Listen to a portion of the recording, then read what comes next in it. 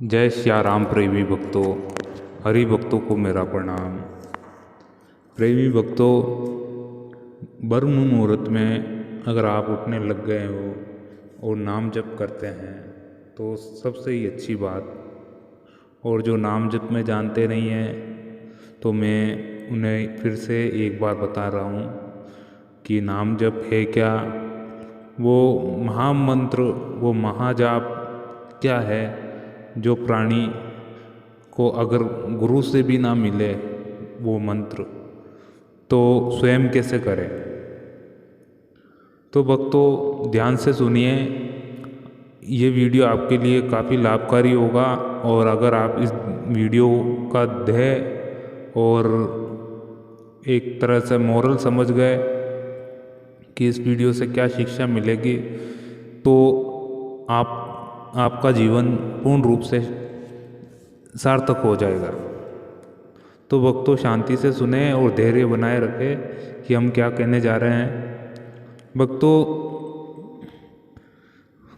मानव शरीर में केवल एक ही चीज़ विद्यमान है जो निरंतर चलती रहती है, और वो क्या है?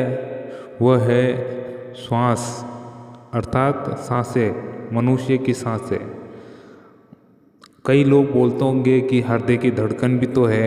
हाँ तो है तो सही, मगर अगर श्वास ही नहीं रहेगा तो हृदय की धड़कन कितनी देर तक स्पंदन कर सकेगी। अगर मानव शरीर भी मरता है तो कुछ समय तक हृदय धड़कन चलती है, बाकी वो भी बंद हो जाती है। रक्त का प्रवाह भी चलता रहता है, बाकी वो भी बंद हो जाता है। मगर एक श्वास छूट जाता है जिस मानव का, तो समझिए उसकी शरीर वो फिर किस काम का नहीं रहता, वो मृत शरीर कहलाएगा और किसी काम का नहीं है। इस श्वास को पहचाने कि श्वास अगर आखिर है क्या ये चीज़, श्वास का क्या महत्व है, ये श्वास क्यों बार बार आता है, क्यों बार बार जाता है। आपने पहचाना, अगर आपने इसकी पहचान कर ली तो आप उस भव सागर को पार कर जाएंगे और वहाँ आपकी पारलौकिक जीवन में सदगति होगी, जहाँ परमात्मा आपको स्वयं मिलना आएंगे और स्वयं प्रकट होंगे।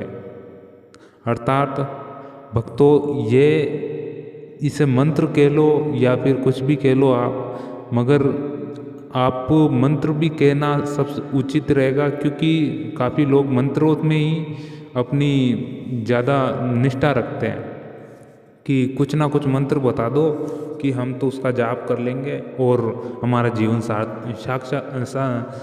हमारे जीवन का उद्धार हो जाए। कि मंत्र में ऐसा है कि मंत्र तो ये आपको शुरुआत में तो मुंह से बोले, मुंह से अर्थात आप मन ही मन उससे जपे कि सांस जब आप अंदर लेते हैं, जब सो और बाहर छोड़ते हैं, हाँ सो ह सो ह।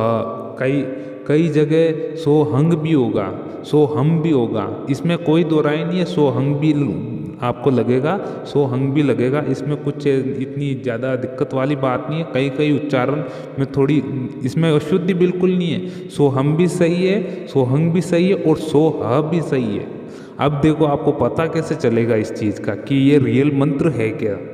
अब मैं आपको चीज़ बताने जा रहा हूँ जो बहुत ही काफ़ी रुचि कर रही है कि आप जब भी ध्यान लगाते हैं, आप कभी 3 बजे उठते हैं तो मेरे कहने से आप एक बार ये जरूर करके देखिए। आपके लाइफ में चेंज ना आए तो मुझे वापस कमेंट करके बता दीजिएगा कि गुरु कि आपके इस वीडियो में कुछ सार नहीं निकला गुरुजी। कि आप जब भी कभी लाइफ में कभी 2:30 बजे उठना, आप है ना, आप जैसे कि एक दिन पहले ऐसा करना कि फटाफट सो जाना, हल्का ही खाना बिल्कुल। जैसे आप 3 या 4 रोटी खाते हो, उस दिन क्या करना कि आप आधी रोटी या 1 रोटी या फिर दलिया खा कर सो जाना, ठीक है ना। दलिया खा कर सो जाना, कम वो भी 1 कटोरी दलिया खा कर सो जाओ और रात को 8:30 या 9 बजे सो जाना। बिल्कुल 8:30 या 9 बजे सो जाओगे जैसे ही, और रात को 2:30 बजे अलार्म लगा लेना। रात को 2:30 बजे आपको फिक्स उठ जाना। अगर रात को आप 2:30 बजे उठ गए और आधे घंटे में आपको शौच जाना है, हाथ मुँह धोना है, कुछ भी करना है, स्नान अगर करना है, स्नान कर लोगे तो क्या आपका आलस बिल्कुल ही खत्म हो जाएगा। स्नान करना उचित रहेगा उस समय। ठंड है तो गर्म पानी से, और गर्म है तो वो तो इतना समझाने की ज़रूरत नहीं है। तो आप ऐसा कर लीजिए। फिर आप क्या कीजिए कि आप अगर अगरबत्ती करना चाहते हैं, आपके गुरु को दीप कुछ कोई भी प्रभु को दिया बत्ती करना चाहते हैं, दिया बत्ती कर लो। और आपके सम्मुख क्या एक घी का दीपक का आप कीजिए। जब भी जहाँ आप ध्यान लगाते हैं, घी का दीपक करके आप उसके सम्मुख बैठ जाए और आप निरंतर बैठे रहिए और एकदम शांत अवस्था में बैठ जाए। अगर आपके आसपास अगर कोई शोरगुल भी होता है तो ईयरबड आते हैं, ईयरबड वो क्या कान में डाल के आप बैठ जाए, उसमें क्या बिल्कुल भी आपको आवाज़ 1% भी नहीं आएगी। तो क्या कीजिए, अब आप धीरे धीरे अपनी सांसों पर ध्यान देना। सर्वप्रथम आपको सांसों पर ध्यान देना ही पड़ेगा, क्योंकि आपको मंत्र की पकड़नी होगी ऐसे। आप जब तक सांसों पर कम से कम आपको 5 मिनट तक ध्यान लगाना पड़ेगा सांसों पर, क्योंकि मन इतना चंचल है कि वो बुलेट ट्रेन छोड़ो, आप तो बहुत तेज चलता है बुलेट ट्रेन से भी, क्योंकि क्षण भर में यहाँ तो क्षण भर में अमेरिका और क्षण भर में परलोक भी सीधा जाए, परलोक की भी बातें सोच लेता है मन, इतना तेज होता है कि आपको मन की यहाँ पर बात नहीं सुननी है। और लगभग आपको ऐसा करना है कि आप इस सांसों पे जितना हो सके ध्यान दीजिए। देखिए, शुरुआती दिन में आपको 1 या 2-3 दिन तक थोड़ा सा आपको स्ट्रगल करना पड़ेगा, मगर जैसे ही आप चौथे दिन में या 5वें दिन में आओगे तो आप क्या एक तरह के वो शूरवीर बन जाओगे, इस खेल में माहिर हो जाओगे इसमें, क्योंकि आपको आदत पड़ जाएगी और आपका शरीर भी उसी अवस्था में ढल जाएगा। मगर आप फर्स्ट दिन भी देखना, फर्स्ट दिन भी करोगे तो काफ़ी आपको लगभग ऐसा लगेगा कि आपने 50 या 60% इसमें काफ़ी माहिर हो गए। अपने सांसों पर ध्यान दें और आप जैसे भी सांस लेते हैं तो सो हाँ मन ही मन आपको ऐसे बोलना, मन ही मन। और जब आप मन को डाउन कर देगा, यानी मन का वॉल्यूम है ना एकदम 0 पर कर देंगे ना, तो अब आपके सांस की जो आवाज़ होगी ना तो वो बिल्कुल सो हंग, कोई किस्म म आधा म अलंकार लगता है ना, ऊपर बिंदु आता है सो हम, तो वो म की आवाज़ भी आपको सुनाई देगी उसमें। ऐसे कभी गहराई से सोचना इस चीज़ को कि आखिरकार ये मंत्र है, वो ये रियल मंत्र है एक तरह से। कई भक्त हैं जो राम नाम भी सबसे अच्छा है कि राम श्वास ले तो राम राम, कोई जैसे कि एक शब्द बोलता अंदर जाती तो रा और म, रा वापस छोड़ते हुए मैं, ऐसे भी बोल सकते, या फिर सांस लेते हो राम छोड़ते हुए राम, ऐसे भी करके देख। मगर क्या होता है जो मन होता है ना, तो वन क्या ज़्यादातर एक चीज़ को क्या पकड़ के नहीं बैठ सकता है, उसको होती इधर उधर भागने की आदत। तो क्या होता है वो मंत्र भी छोड़ देता है। जब आप इस मंत्र को छोड़ दोगे और जो रियल जो आपके अंदर मंत्र निरंतर चल रहा है, प्राण जाप एक तरह का जो प्राण जाप चल रहा है ना, उसी पर आप बिल्कुल कॉन्सेंट्रेट हो जाओ। जब आपका ध्यान उस पर एकदम क्वांटिटी पे लगेगा, वो एकदम निरंतर लगने लग जाएगा, तो मान के रखिए भक्तों कि आपकी लाइफ में ऐसे ऐसे चमत्कार होने वाले हैं, ऐसे ऐसे चमत्कार होने वाले हैं कि आपने कभी कल्पना भी नहीं की होगी। आपके यानी मैं क्या उदाहरण दूँ, आप कभी उदाहरण पर विश्वास मत कीजिए। आप जब आपके खुद के साथ कोई ऐसी चीज़ होगी ना कि हाँ यार मेरे साथ ये चीज़ रियल में हो चुकी है, तो आप है ना इन चीज़ों में विश्वास करने लग जाएंगे। और ये कहने की बातें नहीं है कि ये आप अपने रियल में एक्सपेरिमेंट कर सकते हैं, और ये करना भी चाहिए। मेरे हिसाब से तो सभी भक्तगणों को करना चाहिए, जितने भी है ये हमारे वीडियो सुन रहे हैं और बाकी अदर जने काफ़ी चीज़ें कर रहे हैं। आप तो काफ़ी पीछे चल रहे हो मेरे हिसाब से, आप है ना अभी से ही लग जाओ। आप बहुत पीछे चल रहे हो, बहुत पीछे। मैं आपको सत्य बात बता रहा हूँ, काफ़ी पीछे चल रहे हो आप। आपने पहली सीढ़ी भी नहीं पकड़ी है। महारथियों ने देखो, आपने इतने साधु संत हो चुके हैं जो शाम्भवी मुद्रा में एक्सपर्ट है, कोई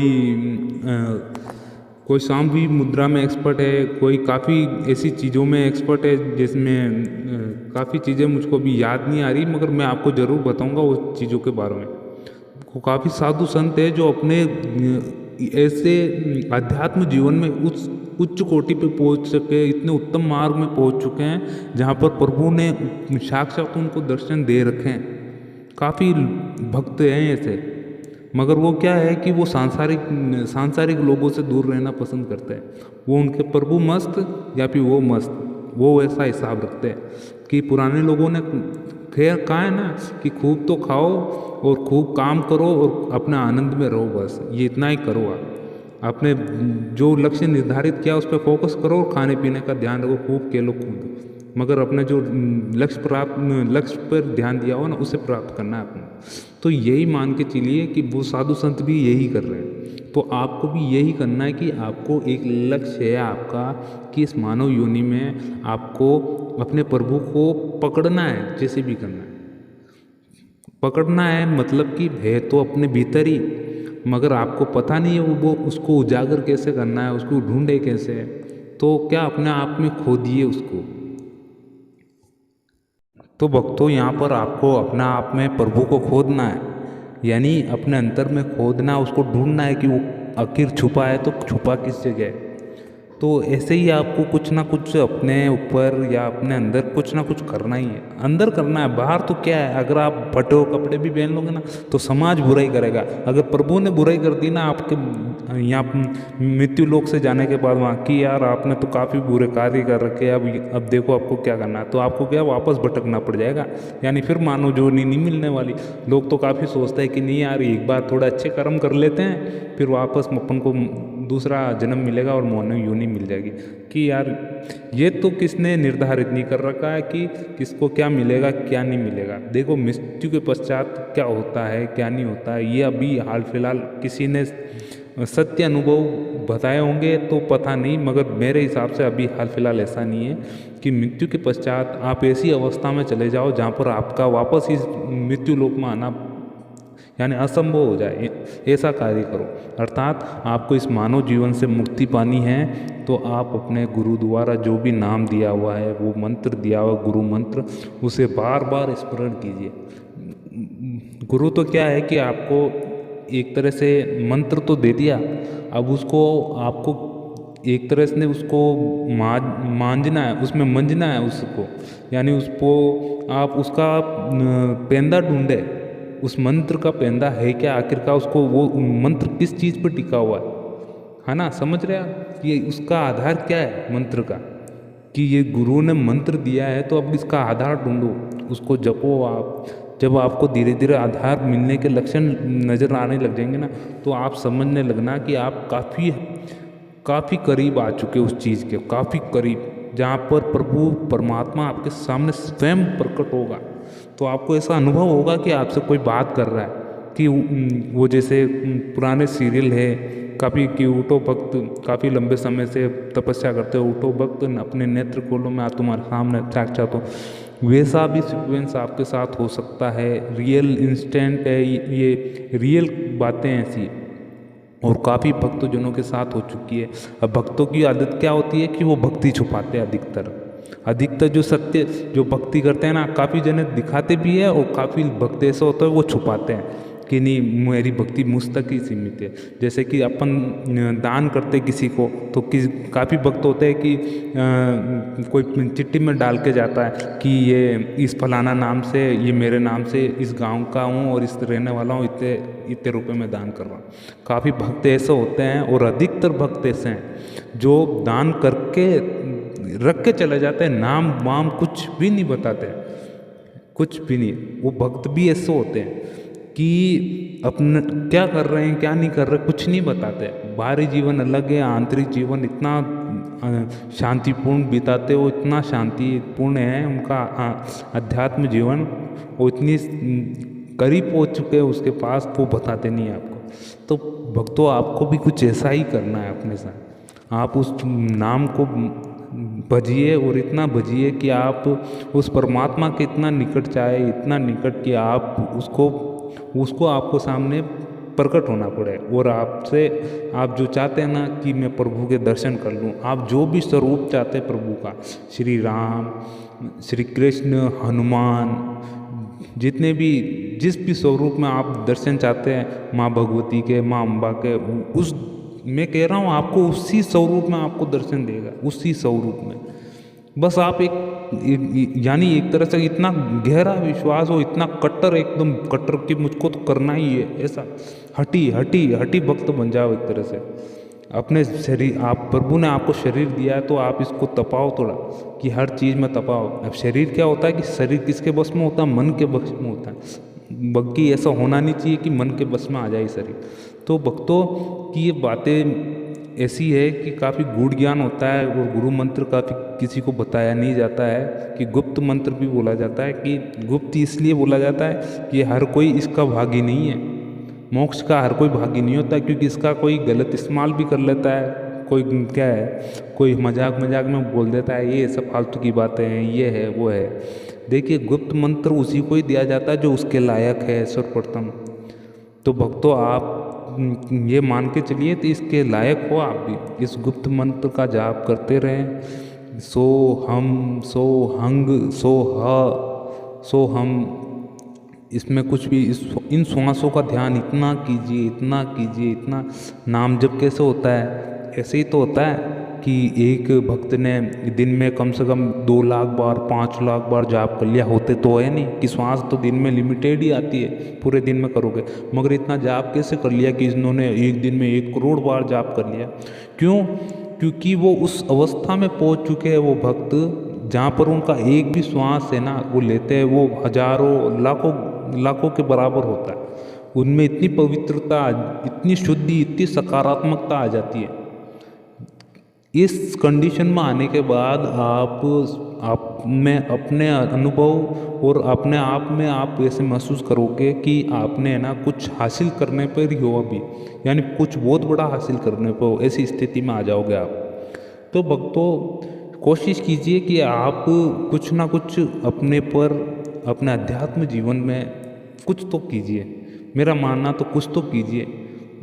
गैरी, इतना सुबह जल्दी उठना, ये क्या गलत बातें हैं क्या आपके जीवन में? आप अगर, मैंने तो आज तक नहीं सुना कि सुबह जल्दी उठना गलत बात है। हाँ, सुबह जल्दी उठो, सुबह शाम को जल्दी। मेरे दादा, मेरे जितने भी पूर्वज, आपके भी पूर्वज ऐसे होंगे, वो सुबह रात को जल्दी सो जाते तो सुबह फटाफट उठ जाते थे। तो कुछ चीज़ें ऐसी है जो सच में आपके जीवन में बदलाव ला देगी। तो भक्तों, मैं आज विराम यहाँ ही लेता हूँ। आपको वीडियो अच्छा लगा हो तो ज़रूर बताएं। जय सिया राम।